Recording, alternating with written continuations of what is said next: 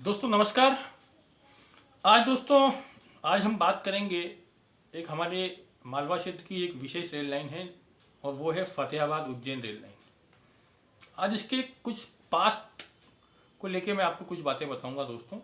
और उससे पहले हम लोग ये बात करते हैं कि आपको आपको जैसा पता है कि अभी वेस्टर्न रेलवे के रतलाम रेल मंडल ने जो इंदौर देवास उज्जैन सेक्शन के डबलिंग यानी दोहरीकरण के लिए अभी मेगा ब्लॉक लिया हुआ है। और 11 से ये जो मेगा ब्लॉक है 24 तक चलेगा। और इस मेगा ब्लॉक के दौरान कड़छा से लेके बरलई तक लगभग ये 35 किलोमीटर से ज़्यादा लंबा सेक्शन है कि उसके बीच में जो डबलिंग संबंधित सारे काम जो हैं वो एक साथ किए जा रहे हैं।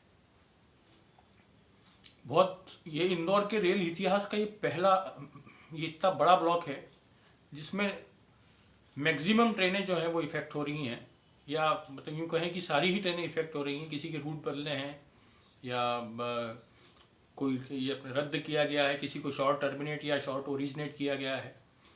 टोटल 98 जो ट्रेन्स हैं जो कि इंदौर और ये अपने उज्जैन से रिलेटेड है, तो उन पे इस मेगा ब्लॉक का असर हुआ है।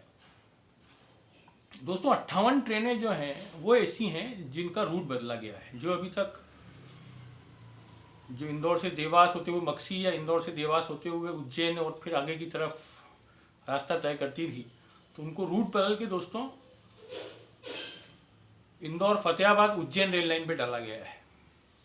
दोस्तों ये जो इंदौर फतेहाबाद उज्जैन जो रेल लाइन है, और यदि फतेहाबाद उज्जैन सेक्शन की हम बात करें, लगभग 22 किलोमीटर लंबा ये सेक्शन है।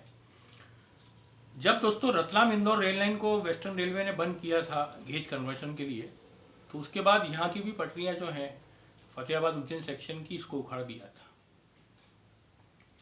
जब हमारे स्थानीय लोगों ने, यहाँ के इंदौर के लोगों ने एक तत्कालीन जीएम के समक्ष ये मामला उठाया, तो उन्होंने कुछ मतलब ऐसा कहा था जो बात सबको बहुत दिल में चुभी थी।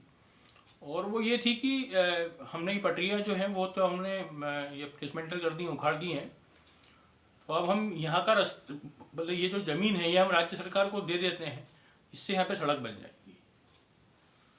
तो उस टाइम ये बातें बहुत चुभी थी। और फिर मतलब रेलवे जो अफसर थे, जो भी उस टाइम वेस्टर्न रेलवे में रहे होंगे, तो उनकी कतई इच्छा नहीं थी कि ये सेक्शन जो है वो ब्रॉड गेज में इसको बदलें, उसको रिस्टोर करें।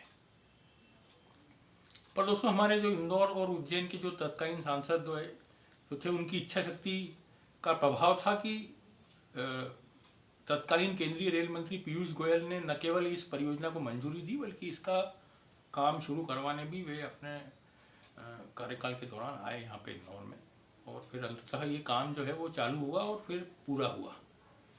दोस्तों आज मेगा ब्लॉक के दौरान आज वही सेक्शन जो 23 किलोमीटर लंबा, जिसको रेल अफसर किसी काम का नहीं मानते थे, फालतू मानते थे, और इस परियोजना को मतलब इस सेक्शन को ब्रॉड गेज में बदलने के कतई पक्ष में नहीं थे, आज वही सेक्शन दोस्तों ये काम आ रहा है। तो दोस्तों दुख ये होता है कि ये जो ये कल्पना थी उस टाइम की, नहीं ये सेक्शन भले ही छोटा सा है या ऑलरेडी हम लोग इंदौर देवास उज्जैन रेल लाइन से कनेक्ट हैं, लेकिन एक वैकल्पिक रेल मार्ग होना बहुत ज़रूरी है।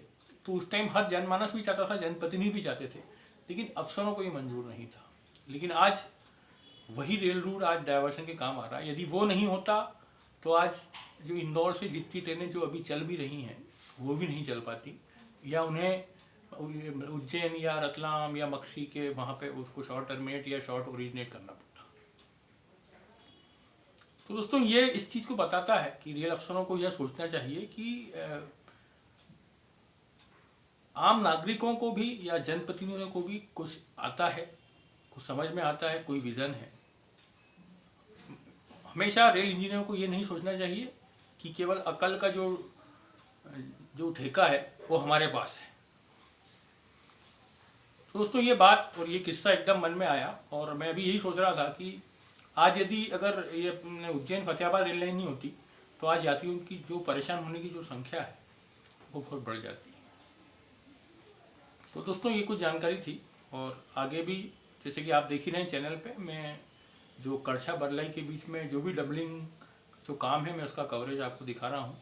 और भी जो भी अपडेट्स होंगे दोस्तों वो मैं आपके साथ शेयर करूँगा। यदि मेरा वीडियो पसंद आया तो इसे शेयर करें, लाइक करें और मेरा चैनल सब्सक्राइब करें। Thank you very much.